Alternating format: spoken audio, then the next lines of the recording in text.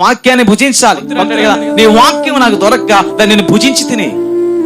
ప్రభు చెప్తున్న మాట కూడా ఇదే. సాతానుతో అన్నాడు ఆయన, మనుష్యుడు రొట్టె వలన మాత్రం కాదు గాని ఆయన నోటి నుండి వచ్చే ప్రతి మాట వలన బ్రతుకుతాడు.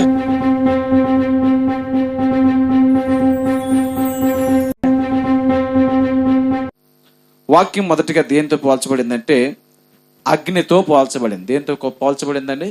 అగ్ని. అగ్ని దేనినైనా దహించగలదు. అగ్ని ఎలాంటి వస్తువునైనా కరిగించగలదు. ఐరన్, ఇనుమును సహితం కూడా ఏం చేస్తుందట? కాల్చేస్తుంది, దాన్ని కరిగిస్తుంది. అంతటి శక్తి అగ్నికి ఉంది. అలాంటి అగ్ని వాక్యం అయితే ఏమవుతుందంటే, వాక్యం మన హృదయాన్ని శుద్ధి చేస్తుంది, మన పాపాన్ని కాల్చివేస్తుందని చెప్పి వాక్యంలో లేఖనం చదివాం. రెండవదిగా అగ్ని సుత్తి వంటిదట. బండను బద్దలు చేయు సుత్తి వంటిది. ఇది ఇర్మియా గ్రంథంలో 23వ అధ్యాయం 29వ వచనంలో ఈ రెండు మాటలు కూడా ఉంటాయి. అక్కడ అంటాడు, నా మాట అగ్ని వంటిది కాదా, బండను బద్దలు చేయు సుత్తి వంటిది కాదా. సుత్తి చూడండి, మనం ఉపయోగిస్తున్నప్పుడు పెద్ద పెద్ద రాళ్లను కూడా అది పగలగొట్టగలదు, బండలను కూడా అది చీల్చగలదు. అలాంటి శక్తి సుత్తికి ఉంది. అందుకే సుత్తితో పోల్చి అన్నాడు, ఈ వాక్యం బండబారిన హృదయాలను బద్దలగొట్టి, బండబారిన హృదయాలను సరిచేసి దాన్ని పిండి చేయగలిగిన శక్తి సుత్తికుంది. ఈ వాక్యం సుత్తి వంటిది, బండను బద్దలు చేసే సుత్తి వంటిది అని చెప్పాడు. అలాగే మూడవదిగా లూకాసు వార్త 8:11 చదివితే అంటాడు, ఈ వాక్యము విత్తనం వంటిది. ఎలాంటిదట? విత్తనం. విత్తనం భూమిలో పడగానే అది ఎదిగి అభివృద్ధి చెంది ఒక మొక్కగా మొలకెత్తి మొక్కగా ఎదిగి ఆ మొక్క తన జాతిని బట్టి అది ఏ యొక్క ఫలాన్నైతే ఇస్తుందో ఆ ఫలం ఇచ్చే వరకు కూడా ఫలభరితంగా ఏపుగా అది ఎదిగి పెద్ద మ్రానవుతుంది.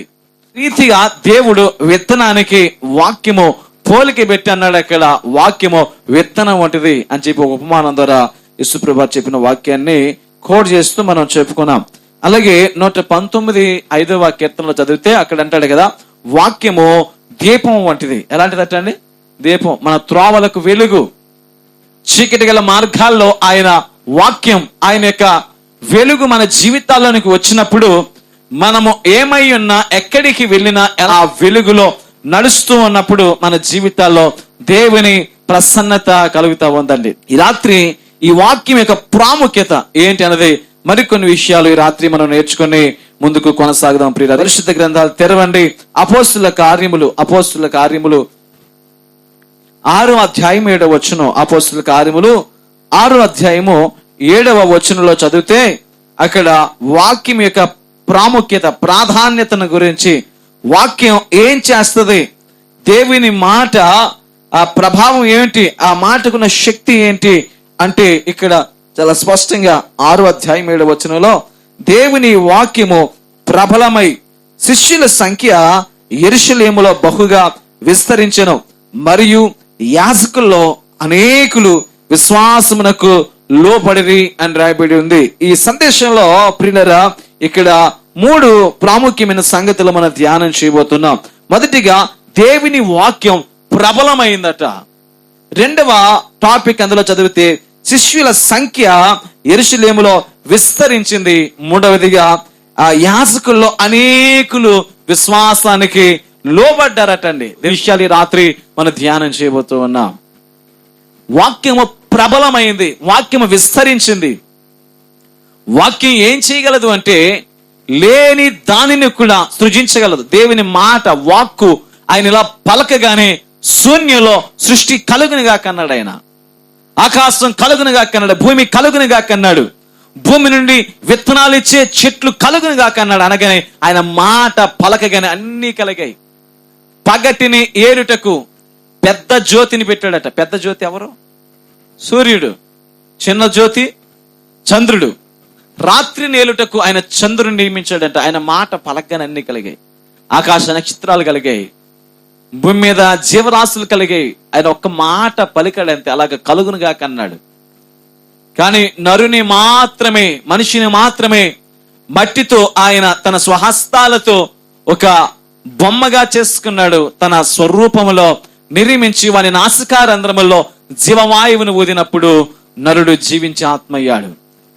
నరుడు దేవుణ్ణి చూడటం ప్రారంభిస్తున్నాడు. ఈ రాత్రి ఈ లేఖనాన్ని చదువుతుండగా ప్రియులారా, వాక్యము ప్రబలమైనప్పుడట శిష్యుల సంఖ్య యెరూషలేములో విస్తరించిందటండి. అప్పటి వరకు కూడా వాక్యం అంటే ఏంటో తెలియదు, దేవుని మాట అంటే ఏంటో ప్రజలకు అంతగా తెలియదు. ధర్మశాస్త్రం వారి జీవితాల్లో ఉంది, కానీ అది ఏదో ఆచారబద్ధంగా అప్పటికప్పుడే చదవటం, దాన్ని చదివినప్పుడు వినటం, వెళ్ళి ఆచారబద్ధంగా ఆరాధన చేసుకుని వచ్చేటటువంటి పరిస్థితులు వారి జీవితాల్లో ఉన్నాయి. అయితే ఎప్పుడైతే యేసుక్రీస్తు ప్రభువారి లోకానికి వచ్చారో, సువార్త సరళంగా ప్రకటించబడిందో, తర్వాత శిష్యుల ద్వారా ఈ సువార్త విస్తరించిందో, అలాగే అపోస్తుల ద్వారా సంఘాలు స్థాపించబడి సువార్త ప్రకటింపబడుతూ ఉండగా, ఈ ప్రకటనలో భాగంగా వాక్యము ప్రజల హృదయాల్లోనికి వెళ్ళినప్పుడు, వారి జీవితాల్లోనికి వెళ్ళినప్పుడు, వారు నేర్చుకున్నప్పుడు ఆ వాక్యము ప్రబలమైంది, విస్తరించింది. ఆ విస్తారమైన వాక్యం ద్వారా ప్రజలు తమ జీవితాలు బదిలపరుచుకుని మార్చుకుని దేవుని సన్నిధానంలో వారు ఏమవుతున్నారంటే విస్తరిస్తున్నారటండి. ఆ మాట మనం చదువుతున్నాం కదా, శిష్యుల సంఖ్య యెరూషలేములో బహుగా విస్తరించెను. శిష్యులు, ఈరోజు మనం అందరం కూడా ఎవరం చెప్పండి? మనం అందరం ఎవరం అండి? శిష్యులం. శిష్యుడు అంటే క్రీస్తుని వెంబడించేవాడు, ఆయన దగ్గర నేర్చుకునేవాడు. గతించిన దినాల్లో, ప్రారంభ దినాల్లో మనం నేర్చుకున్నాం కదా, శిష్యత్వం అనేటువంటి సబ్జెక్ట్ మనం విన్నప్పుడు శిష్యుడు నేర్చుకోవాలి. శిష్యుడు అనుదినం దేవుని పాదాల దగ్గర కనిపెట్టాలి, ఆయన గడప యొద్ద ప్రార్థన చేయాలి. శిష్యుడు దేవుని వాక్యాన్ని నేర్చుకోవాలి, ప్రార్థన నేర్చుకోవాలి. అలాగే శిష్యుడు ఆయనను వెంబడించాలని చెప్పి నేర్చుకున్నాం. ఇక్కడ శిష్యుల జీవితాల్లో వాక్యాన్ని నేర్చుకున్న తర్వాత వారు బహుగా విస్తరించడం ప్రారంభిస్తున్నారండి. ఇంకా ఆ వాక్యాన్ని మనం చదివితే ఆ వాక్యం యొక్క ప్రాముఖ్యతలో చాలా విషయాలు రాశాడు. వాక్యం ఎలాగా దేవుడు పోలుస్తున్నాడు, వాక్యానికి ఇవ్వబడిన ప్రాధాన్యత. మత్తయి సువార్త 4వ అధ్యాయము 4వ వచనం, అందుకు ఆయన మనుష్యుడు రొట్టె వలన మాత్రం కాదు గాని దేవుని నోట నుండి వచ్చు ప్రతి మాట వలనను జీవించును అని రాయబడి ఉన్నదని అనెను. ఈ మాట యేసు ప్రభువారు 40 దినాలు ఉపవాసం ఉన్నారు. కొండ మీదకి వెళ్ళి 40 దినాలు ఉపవాసం ఉన్నప్పుడు పరిచర్య ప్రారంభంలో, సువార్త పరిచర్యకైనా వస్తున్న ప్రారంభ దినాల్లో అపవాది వచ్చి ఆయన శోధిస్తూ అంటాడు కదా, ఈ కనిపిస్తున్న రాళ్ళన్నిటిని ఏం చేసుకు తినాలట? రొట్టెలు చేసుకుని తినేసే. నువ్వు చాలా ఆకలితో ఉన్నావు ప్రభు అని చెప్పి యేసు ప్రభుని ఆ శోధకుడు శోధిస్తున్నప్పుడు ప్రభు అంటాడు కదా, అందుకు ఆయన మనుషుడు రొట్టె వలన మాత్రము కాదు గాని దేవుని నోట నుండి ప్రతి మాట వలన జీవించునని రాయబడి ఉన్నదని అన్నాడు. అంటే దేవుని వాక్యం లేదా దేవుని రాజ్యము అన్నపానాలతో కూడుకున్నది కాదు. దేవుని సన్నిధి ఈ లోక సంబంధమైనటువంటి జీవనానికి సంబంధించింది కాదు. దేవుని యొక్క వాక్యం ప్రియులారా, మన జీవితాల్లో ఆ వాక్యం మనం తిన్నప్పుడు, దాన్ని భుజించినప్పుడు, ఆహారాన్ని మన జీవితాల్లో కలిగి ఉన్నప్పుడు మనము ఆత్మీయంగా ఫలిస్తాం, ఆత్మీయంగా ఎదుగుతాం. ఈరోజు శారీరకంగా ప్రతిరోజు ప్రతి పూట మనం భోజనం చేస్తున్నాం కదా. ఏమంటారు? భోజనాన్ని 3 విధాలుగా ఇంగ్లీష్లో విభజిస్తున్నారు. బ్రేక్ఫాస్ట్ తింటాము, ఇంకేం తింటాం? లంచ్ తింటాము, డిన్నర్ తింటాం, స్నాక్స్ తింటాం. అయినా కొంతమంది ఉంటారు అలాగ నోరు ఆడింతానే ఉంటారు, తింటానే ఉంటారండి. ఉదయం లేచిన కాడి నుంచి రాత్రి పడుకునే వరకు, మమ్మీ కొట్టు దగ్గరికి వెళ్ళి 10 రూపాయలు కొనుక్కోనా, 20 రూపాయలు కొనుక్కోనా అనేటువంటి పెద్ద మనుషులు ఉంటారు. మాకు తెలిసి చాలా మంది ఉన్నారు వాళ్ళు పెద్ద మనుషులు. వాళ్ళ పని ఏంటంటే అండి ఇంకా తినడమే. Praise the Lord. అంటే ఈ శరీరాన్ని ఎక్కడా కూడా మనం ఏం చేయమంట? పస్తు పెట్టం, నెమ్మరు వేస్తూనే ఉంటారు. ఉదయం మొదలుకొని సాయంకాలం దాకా ఏదో తింటూనే ఉంటారు. కానీ వాక్యాన్ని తినాలి, జీవిస్తాడని చెప్పి స్ట్రాంగ్ అయిన వార్నింగ్ ఇచ్చి పంపించాడు. రెండవ ప్రత్యేకమైన మాట మనం చదువుదాము. ఇంకా వాక్యానికి ఉన్నటువంటి ఆ ప్రభావం ఏమిటి? హెబ్రీయులకు రాసిన పత్రిక 4వ అధ్యాయము 2వ వచనం. నేను క్లుప్తంగా చిన్న చిన్న మాటలతో వివరణిస్తున్నాను, అర్థం చేసుకోవడానికి ప్రయత్నం చేయండి. త్వరగా ముగించుకుందాం. హెబ్రీయులకు రాసిన పత్రిక 4వ అధ్యాయము 2వ వచనంలో ఈ మాట మనం చదువుతాం. వారికి ప్రకటింపబడినట్లు మనకును సువార్త ప్రకటింపబడెను గాని వారు వినిన వారితో విశ్వాసము గలవారై కలిసి ఉండలేదు గనుక విన్న వాక్యము వారికి నిష్ప్రయోజనమైనది ఆయను అని రాశాడండి. విన్న వాక్యాన్నట భద్రపరుచుకోవాలటండి. వింటున్నారా పిల్లలు? మీకు స్కూల్లో టీచర్స్ లెసన్ చెప్తా ఉంటారు. లెసన్ చెప్పిన తర్వాత ఆ లెసన్ మీరు సరిగ్గా అర్థం చేసుకోకపోతే, దాన్ని మీ బుర్రకి ఎక్కించుకోకపోతే, మరలా వారు క్వశ్చన్ అడిగినప్పుడు దానికి మీరు ఆన్సర్ చేయలేరు. ఆ పాఠ్య భాగాన్ని మరలా మీకు చెప్పాలంటే టీచర్ దగ్గరికి వెళ్ళి నాకు ఇది అర్థం కాలేదండి వచ్చేసి చెప్పండి అంటారు. లేదా వాళ్ళు అంటారు మీకు ఈ పాఠం మీకు అర్థం అయిందా అని చెప్పి. అంటే విన్నదాన్ని అర్థం చేసుకొని దాని హృదయంలో భద్రపరచుకోకపోతే అది నిష్ప్రయోజనము, వ్యర్థము అని చెప్పి వాక్యం చెబుతుంది ప్రియులారా. కాబట్టి లేఖనం చెబుతున్న మాటలు మనం చదివితే వారికి ప్రకటింపబడిన సువార్త మనకు ప్రకటింపబడింది. మనం ప్రకటింపబడిన సువార్తను అంగీకరించాం కాబట్టి క్రీస్తు యేసు రక్తములో కడగబడి బాప్తిస్మం ద్వారా బాహాటముగా సమాజం ఎదుట సంఘములో మనం చేర్చబడ్డాం. కానీ నేటికి అనేకులకు ఈ వాక్యం అందట్లా, అనేకులు ఈ వాక్యాన్ని స్వీకరించట్లేదు.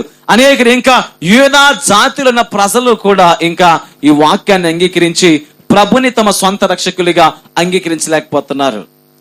ఈరోజు ప్రభుని అంగీకరించిన మనము, ఆయన నమ్ముకున్న మనం ప్రియులరా, మన జీవితాల్లో ఈ వాక్యము జీవము గలది, శక్తి గలది అనే విషయాన్ని గమనించగలగాలండి.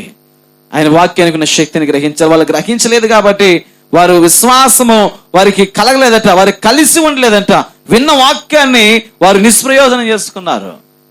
ఈరోజు ఈ వాక్యం మన జీవితాల్లో ఫలించాలంటే దాన్ని హృదయంలో బలపరుచుకోవాలి, దాన్ని జాగ్రత్త పరుచుకోవాలి. చెడు అలవాట్ల నుండి, పాపము నుండి, లోకపు తలంపుల నుండి విముక్తి కలిగించేది దేవుని యొక్క వాక్యము. భక్తుడు అంటాడు, ఇందా మనం చెప్పుకున్నాం కదా, ఈ వాక్యం అట దీపం అని. 119వ కీర్తన 105వ వచనంలో చదివితే అక్కడ రాయబడిన మాట, నీ వాక్యము నా పాదములకు దీపమును, నా త్రోవకు వెలుగై ఉన్నది. అలాగే 4వదిగా ప్రియుల ఒక మాట చదువుదాము. ఆ కీర్తన 119:11 వచనంలో ఇంకా ఈ వాక్యం మనకు రక్షణ కలుగు చేస్తుందటండి. 119:11 వచనం, నీ ఎదుట నేను పాపము చేయకుండానట్లు నా హృదయములో నీ వాక్యము ఉంచుకుని ఉన్నాను. మన హృదయంలో దేవుని వాక్యం ఉంటేనట మనం అబద్ధాలు ఆడమంట. ఏం ఆడమండి? అబద్ధాలు ఆడం. ఇతరుల మీద నిందలు వేయం, తప్పు చెయ్యం, పాపం చేయడానికి మన చేతులు ప్రేరేపించవు, మన హృదయం తొందరపడదు. మనం ఇక ప్రతీది కూడా ఆ వాక్యం మన హృదయంలో జ్ఞాపకం చేసుకుంటూ ఉంటాం.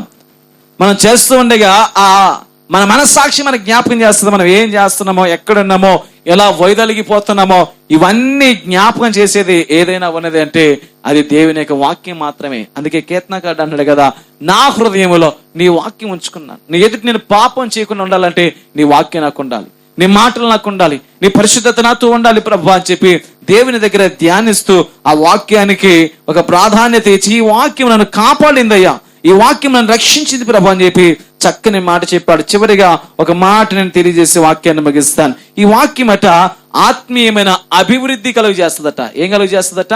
ఆత్మీయమైన అభివృద్ధి. ఆ రోమిలకు రాసిన పత్రిక 10వ అధ్యాయము 17వ వచనం, కాగా వినుట వలన విశ్వాసము కలుగును, వినుట క్రీస్తును గూర్చిన మాట వలన కలుగును. ఏం కలుగుతుందటండి?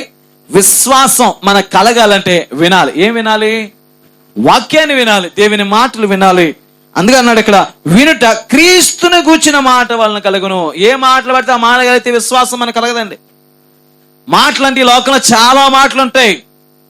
ఈ లోకంలో అనేకమైన కబుర్లు ఉంటాయి, అనేకమైన కథలు ఉంటాయి, అనేకమైనటువంటి సమాచారాలు ఉంటాయి, అనేకమైనటువంటి వాదోపవాదాలు ఉంటాయి. ఇవన్నిటిని ఒక్కసారి ప్రక్కన పెట్టి ఏ మాట మనకు ప్రయోజనమైందో, ఏ వాక్యం సత్యమైనదో, ఏ లేఖనం మనం బ్రతికించిందో ఆ లేఖనాల దగ్గరికి, ఆ వాక్యం దగ్గరికి, ఆ దేవుని దగ్గరికి వచ్చి మనం ఆ మాటలు వింటేనట మనకు విశ్వాసం కలుగుతుందట. అందుకే అన్నాడు, వినుట వలన విశ్వాసం కలుగును, వినుట క్రీస్తుని గూర్చిన మాట వలన కలుగును. దేవుని గూర్చిన మాటలు వింటే మనకు విశ్వాసం కలుగుద్ది. దేవుని గూర్చిన మాటలు వింటేనట మనకు ఆత్మీయమైన అభివృద్ధి కలుగుద్ది అన్నాడు. మనం మొదటిగా జ్ఞాపకం చేసుకున్న వాక్యంలోనికి వద్దామండి. అపోస్తుల కార్యములు 6వ అధ్యాయము 7వ వచనంలో 3 ప్రాముఖ్యమైన మాటలు. మొదటిది, దేవుని వాక్యము ప్రబలమైంది. 2, ఆ వాక్యం ద్వారా ఆ సంఘము అనగా ఆ శిష్యుల సంఖ్య నానాటికి విస్తరించింది. వారు ఆగిపోలా, ఒక్కరిగా ఉండిపోలా, ఇద్దరిగా ఉండిపోలా, ఒక్కరు ఇద్దరు ముగ్గురు నలుగురు అయ్యారు. ఆ సంఖ్య నానాటికి విస్తారమై ఆ ప్రాంతమంతటిలో ఒక విధమైన ప్రభావాన్ని తీసుకుని వచ్చింది. అంత్యొక ప్రాంతానికి వెళ్ళినప్పుడు శిష్యులు మొదటగా అక్కడ క్రైస్తవులు అని పిలువబడ్డారు. శిష్యుల సమూహం వచ్చినప్పుడు అనేవారట, ఈ భూమిని తలకిందులు చేయవారు ఇక్కడికి కూడా వచ్చారా? వీళ్ళు ఎవరంటే వీరు సామాన్యులు కాదు, మీరు అనుకున్నట్లుగా విద్య లేని పామరులు కాదు. వీరు విద్య లేని పామరులు అయినప్పటికీ దేవుని ప్రత్యక్షత, దేవుని యొక్క ముఖ దర్శనము, దేవుని యొక్క ఆ భాగ్యం, ఆయన చూసే ధన్యత వీరి జీవితాల్లో పొందుకున్నారు. వీరి మీద పరిశుద్ధాత్మ దేవుడు ఉన్నాడు.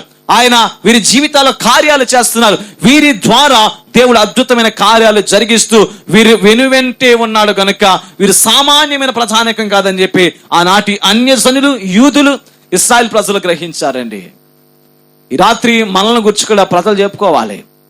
వీళ్ళు దేవుని ఎరిగినటువంటి ప్రజలు, పరిశుద్ధాత్మతో నిండుకొడిన ప్రజలు, వీరు ప్రభుని వెంబడిస్తున్న ప్రజలు అని చెప్పి మన పట్ల కూడా ఒక విధమైన సాక్ష్యాన్ని సంపాదించుకునే స్థితిలోనికి ఈ రాత్రి మనం చేరుకోవాలి. ఆనాటి సంఘం వాక్యము వారి జీవితాల్లో ప్రబలమైంది. వాక్యం విస్తరించిన వాక్యం ద్వారా జనుల సంఖ్య, శిష్యుల సంఖ్య విస్తరించింది. తద్వారా వారితో పాటు మరొక ప్రత్యేకమైన గుంపు ఉంది. ఎవరో తెలుసా? జ్ఞానులైన వారు ఉన్నారు, పండితులైన వారు ఉన్నారు. వారికి పెట్టబడిన పేరు ఎక్కడ మనం చదివితే, మరియు యాజకులలో అనేకులు విశ్వాసమునకు లోబడిరి.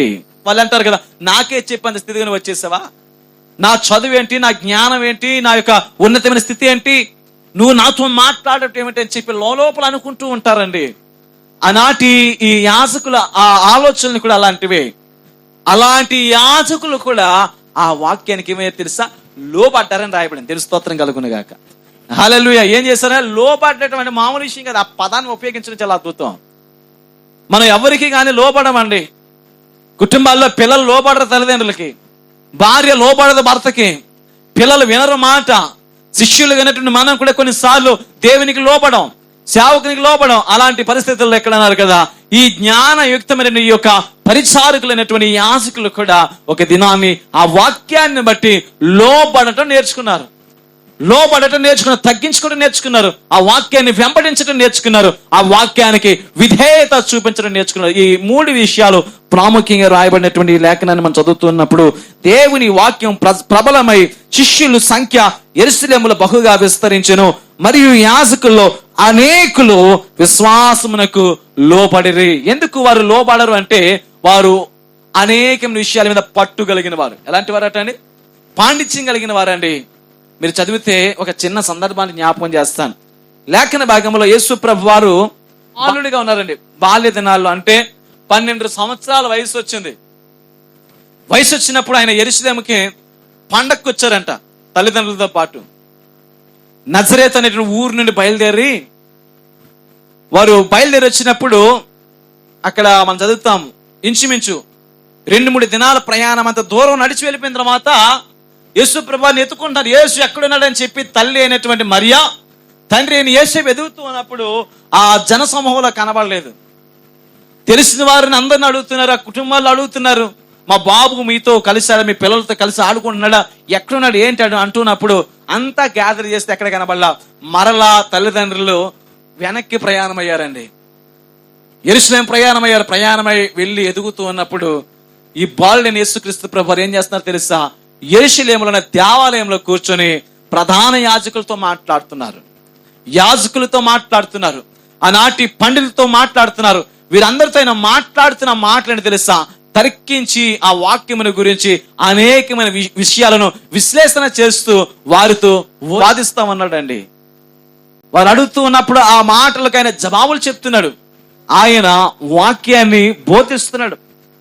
12 ఏండ్ల బాలుడిగా ఉన్నప్పుడే దేవుని రాజ్య సువార్తను గురించి ఆయన మాట్లాడుతూ తర్కిస్తూ ఉన్నప్పుడు ఆ ప్రధాన యాజకులైన వారందరికీ ఒక్కసారి ఏమైందంటే ఆలోచన కలుగుతున్నాయి. చిన్న కుర్రడు వచ్చి ఇంత పెద్ద మాటలు మాట్లాడుతున్నాడు ఏమిటి? ఇన్నేండ్లుగా దేవుని వాక్యాన్ని బోధిస్తున్నాం మేము, యాజక ధర్మాన్ని చేస్తున్నాం మేము, ఆయన దగ్గర ఓడిపోతున్నాం, ఆయన మాటలకు తట్టుకోలేకపోతున్నాం, ఆయన చెబుతున్న ప్రతి మాట కూడా నిజమే అని గ్రహించేటట్లుగా ఆయన వారితో వాదిస్తున్నాడు. తల్లిదండ్రులైనటువంటి మరియా, యేసేపులు ఆయన్ను కలుసుకుని ఆయన మరలా తమ ప్రాంతానికి తీసుకుని వెళుతున్న సందర్భం మనం చదువుతూ ఉన్నాం. అంటే ఈ యాజకులైన వారు, ఈ ప్రధాన యాజకులైన వారు, ఈ యాజకత్వం చేస్తున్న వారు సామాన్యమైనటువంటి తెగ కాదండి, సామాన్యమైన మనుషులు కాదండి. వీరు సమస్తాన్ని తెలుసుకున్నారు, సమస్తాన్ని ఎరిగి ఉన్నారు. అలాంటి వారి జీవితాల్లో కూడా కొదువైన చాలా లోట్లు ఉన్నాయి. సత్యాన్ని గురించి వారి జీవితాల్లో సరిగ్గా తెలుసుకోలేని పరిస్థితులను బట్టి వారు ఎప్పుడైతే దేవుని వాక్యాన్ని విన్నారో, నిజమైన దేవుని గురించి విన్నారో, వారు వెంటనే లోబడటం ప్రారంభిస్తున్నారట. ఈ రాత్రి ఈ వాక్యాన్ని విన్న మనం అందరం కూడా దేవుని మాటలకు లోబడదాం. అట్టి కృపా సమాధానం, ఆ వాక్యం గురించిన ప్రభావం మన జీవితాల్లో శాశ్వత కాలం పొందుకొందుముగాక. ఆమేన్. ప్రార్థన చేసుకుందాం. దయచేసి అందరూ ప్రార్థనలోకి వెంచని ప్రార్థన చేద్దాం. ఈ రాత్రి విన్న ఈ వాక్య సందేశం గురించి గత 2 వారాలుగా మనం వింటున్నాం. వాక్యం యొక్క ప్రాధాన్యత, వాక్యం యొక్క ప్రాముఖ్యత, వాక్యం ఏం చేయగలదు, వాక్యానికి ఇవ్వబడిన పోలికలు, ఆ రూపాలు, భక్తుడు ఆ లక్షణాలను అనేక విధాలుగా ఆయన పోల్చి లేఖనములో రాశారు. బైబిల్ పండితులు చెప్పిన మాట, యేసు ప్రభువు చెప్పిన మాట, ఆనాటి శిష్యులు చెప్పిన మాట, ఆనాటి అపోస్తులు చెప్పిన మాట ఈ రాత్రి మనం ధ్యానం చేస్తాం ప్రియులారా. ఆయన వాక్యానికి ఇవ్వబడిన ప్రాధాన్యతలు, ఆ ప్రాముఖ్యతలు మనం చదువుకున్నప్పుడు మనకు అర్థమవుతుంది. మనను కట్టేది, మనల్ని నడిపించేది, మనల్ని ఓదార్చేది, మనకి వెలుగు కలిగజేసేది, మన జీవితాలను పదిలిపరిచేది ఆయన వాక్కు, ఆయన మాట. ఆ మాటకి విధేయత చూపించి ఈ రాత్రి ఆయన సన్నిధికి వచ్చాం కదా. ఆయన మనందరితో ధారాళంగా మాట్లాడారు ప్రియులారా. ఆయన మనందరితో చాలా విస్తృతంగా మాట్లాడారు. చాలా శ్రేష్టమైన మాటలు ఆయన చెప్పారు. ఆయన సెలవిస్తే చాలు, ఆయన ఒక్క మాట పలికితే చాలు, మన జీవితాలు అద్భుతాలే, ఆశ్చర్య కార్యాలే. చాలాసార్లు మనం నిరాశ నిస్పృహలోకి పోతాం, డిప్రెషన్లోకి పోతూ ఉంటాం. నా వలన ఏది కాదు అనుకుంటాం, నేనేమీ చేయలేను అనుకుంటాను. నా అప్పులు, నా సమస్యలు, నా ఇల్లు, నా పిల్లలు, వారి భవిష్యత్తు, వారి చదువులు, వారి వివాహాలని చెప్పి వాటిని గురించి చింతిస్తున్నప్పుడు ప్రభు అంటున్నాడు కదా, నేను సమస్తాన్ని చేయగలను దేవుణ్ణి. విశ్వసించు, నమ్ము సహోదరుడా, ప్రియ అక్క, ప్రియ తమ్ముడు. ఈ రాత్రి దేవుని సన్నిధిలో మనందరం విశ్వసిద్దామా? వాక్యం మన జీవితాల్లో ప్రబలం అవ్వాలి. వాక్యం మన జీవితాల్లో ప్రముఖమైన స్థానంలో ఉండాలి.